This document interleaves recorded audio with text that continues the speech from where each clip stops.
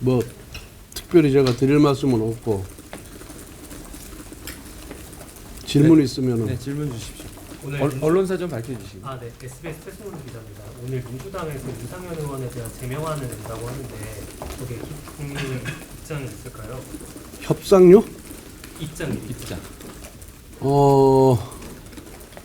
민주당의 윤상현 의원에 대한 제명안은 그야말로 우리 당 의원들의 입을 막고 행동을 막기 위한, 족쇄를 채우기 위한 정치 공세다, 이렇게 저는 보고 있습니다.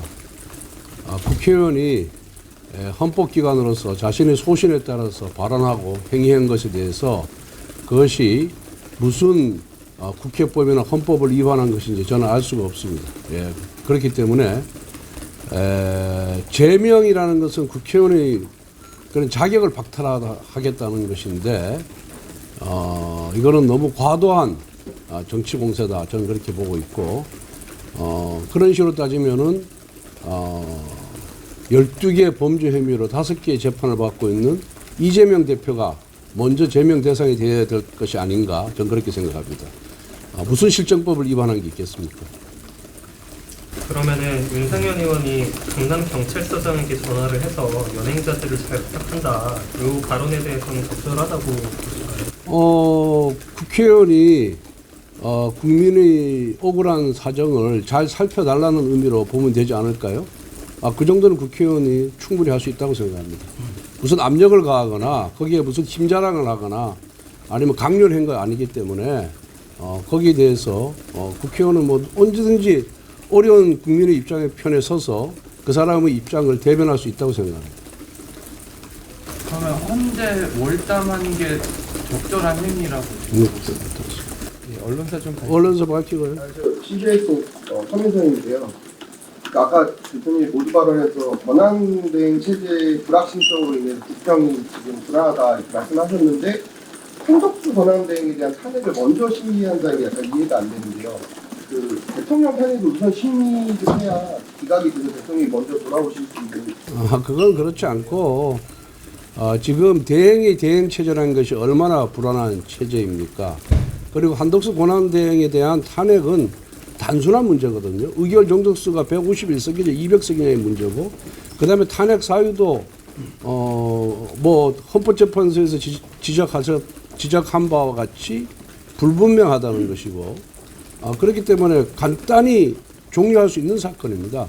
그래서 대행이 대행 체제보다는 대행 체제가 그래도 덜 불안하니까 간단한 진짜 헌법재판소가 한두 시간의 토론으로 결론을 낼 수 있음에도 불구하고 저렇게 질질 끄는 모습은 결국은 국정 불안을 가중시키는 요인이다. 그래서 빨리 하라고 얘기를 한 거고, 그리고 또 대통령보다 먼저 탄핵 소추된 장관들에 대한 탄핵 사유는 지금 뭐 언론 보도 보시다시피 국회에서 탄핵 소추한 민주당이 지금 제시를 못하고 있어요. 증거 자료를 제시를 못하고 있고 계속 질질 끌고 있습니다. 이런 건 과감하게 각함으로써 그 장관들이 하루빨리 복귀해서 국정을 운영할 수 있도록 해야 될 의무가 저는 헌법재판소에 있다고 생각합니다. 그럼에도 불구하고 헌재가 대통령 탄핵에만 몰두한 나머지 다른 분들에 대한 탄핵 사건에 대해서 지연시킨다는 것은 헌재가 책임을 방기하는 것이다.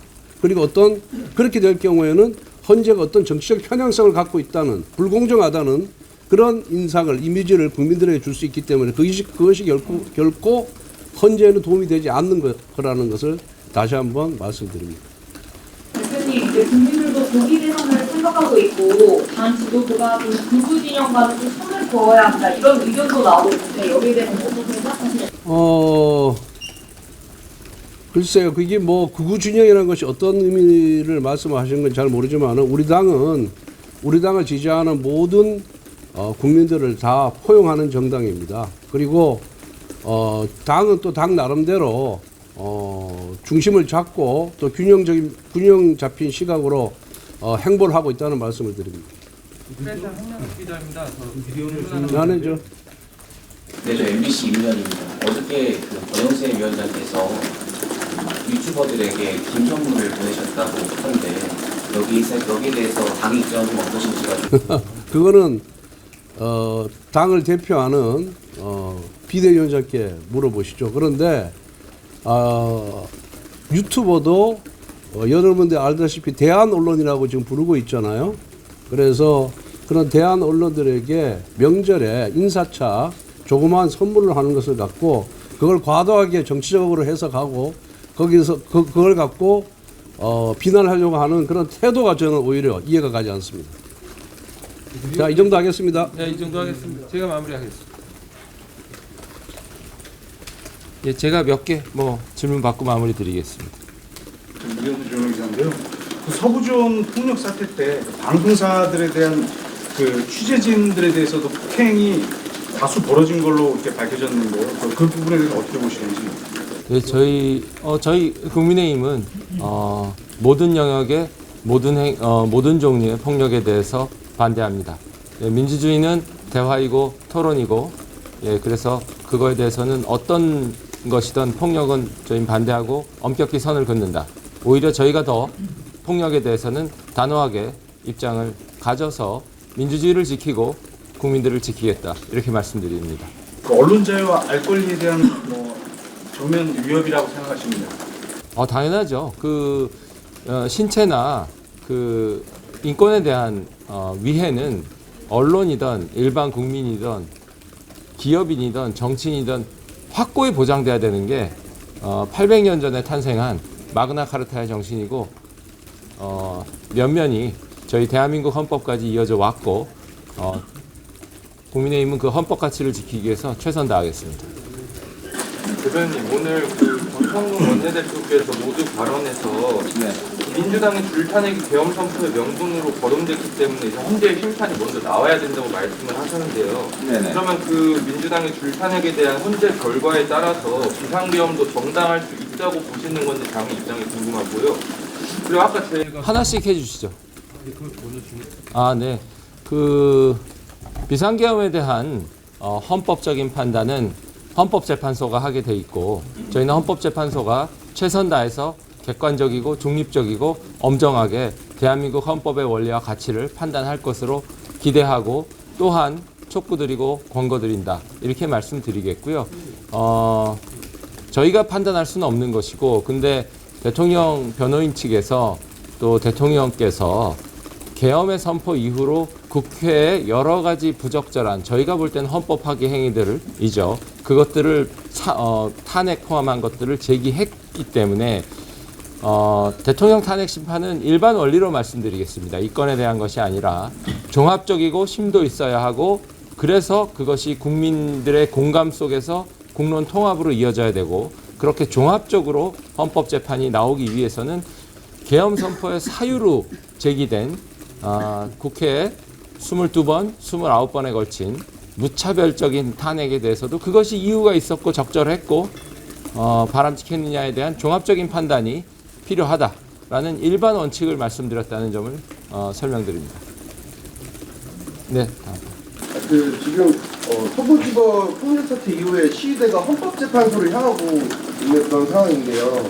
이런 상황에서 이제 우리 당 원내대표가 헌재 소당 대행인 이재명 대표와 호영호재하는 사이다, 민주당과 협작 지연 전술을 펴고 있다, 이런 발언들은 또 다른 폭동에 기름을 좀 끼얹을 수 있을 것 같은데, 이거에 대해서 좀 입장을 드리겠습니다. 그래서 그건 너무 많은 것을 연계해서 보시는 것 같고요.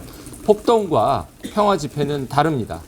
헌법상의 집회의 자유, 결사의 자유는 있어야지만 민주당도 견제가 되고 국민의힘도 견제가 되고 정부도 견제가 되고 모든 헌법기관도 견제가 될 수 있는 것이기 때문에 국민들의 평화 집회에 대해서는 그것은 탄압이나 억제의 대상이 아니고 그것이 양성화되고 평화로운 방식으로 의견이 표출될 수 있도록 헌법구조가 작동해야 되고 그런 기본 원칙이고요.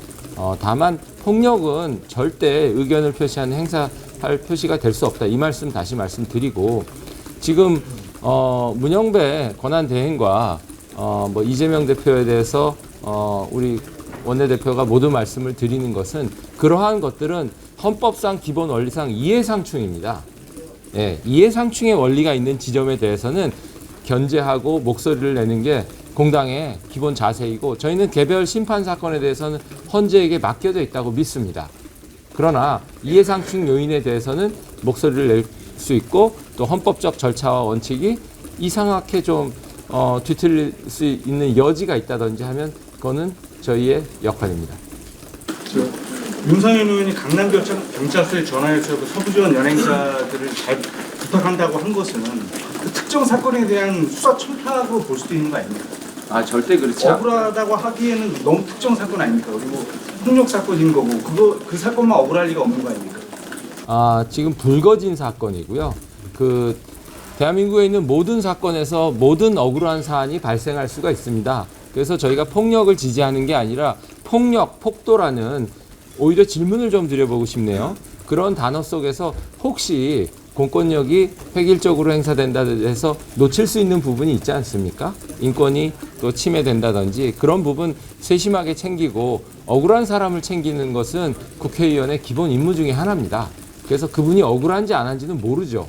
그러나 그런 일이 발생하지 않게 폭력은 폭력대로 엄밀하게 대응하고 동시에 그러면서 억울한 일은 생기지 않게 뭐 그런 당부 차원이기 때문에 그 이미 많이 짚어보시면 알겠지만 국회의원들은 그 지역구 민원도 있고 하기 때문에 억울한 일에 대해서는 나서게 돼 있고 억울한지 안 한지 모르죠. 그렇기 때문에 항상 그런 현장을 찾아다니는 것이 저희의 일상 중에 하나다 이렇게 말씀드리겠고요. 특정 사건의 개입 그런 건 좀 너무 글쎄요. 그렇게 되면 국회의원들이 아무 일도 못하게 되죠.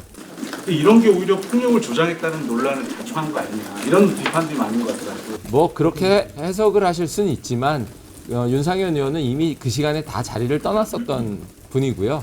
예, 그리고 새벽에 이제 끝까지 남아 계셨던 분들 사이에서 이뤄졌던 일이기 때문에 그것을 연계하려는 것은 내란이 지속 중이라는 세계관처럼 작은 일을 크게 부풀릴 여지가 있기 때문에 저희는 경계합니다. 어제도 비대위원 회의에서 나온 말이지만 그 민주노총에 대해서도 그 폭력에 대해 말씀을 하셨는데 사실 국민의힘과 정부는 그 지난 노동개혁 당시에 그 민주노총의 시위와 관련해서 불법 행위를 엄정하게 이제 근절해야 된다고 하던 축이었고 그런 이제 그 정부의 강경기조에도 굉장히 찬성하시고 지지하시는 입장이셨는데 이번과는 좀 태도가 너무 다르다는 지적도 나오는 걸로 알고 있거든요. 그런 거에 대해서는 당에서 좀 어떻게 보시는지. 어떤 온도 차이가 있다면 저희가 성찰하겠습니다. 그러나 저희는 두 개의 잣대를 쓰지 않습니다. 하나의 잣대입니다. 폭력에 대해서 끝까지 반대하고 엄정하게 대응돼야 되고 그러나 동시에 그걸 대응하는 과정에서 억울한 또 숨어있는 사각지대는 없어야 되고 그거는 저희는 민노총에 대해서나 근본 사건에 대해서나 동일한 입장입니다. 됐죠? 모든 가능성은 항상 열려 있습니다.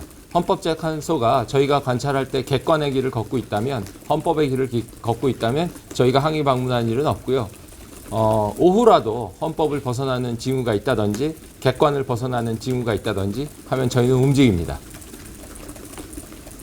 네, 대충. 네. 추경에 대해서 입장이 어떠신지 다시 한번 좀. 추경은 이게 이제 약간 살아있는 생물 같은 거죠. 왜냐하면 민생경제, 국제경제랑 연결이 돼 있기 때문에 항상 유동성은 있습니다만은 지금 민생을 위해서 가장 중요한 거는 그 약간 전륜발이 형태이긴 하지만 많이 상처를 입었지만 작년에 일방 통과된 예산안을 그래도 조기에 집중해서 하는 것이 국민을 위해서 민생을 위해서 가장 바람직하기 때문에 일단은 거기에 집중하고 그리고 1, 4분기 정도 넘어서 필요성을 보겠다. 이게 저희 기본 입장이고 거기서 달라진 점은 크게 없다. 이렇게 말씀드립니다.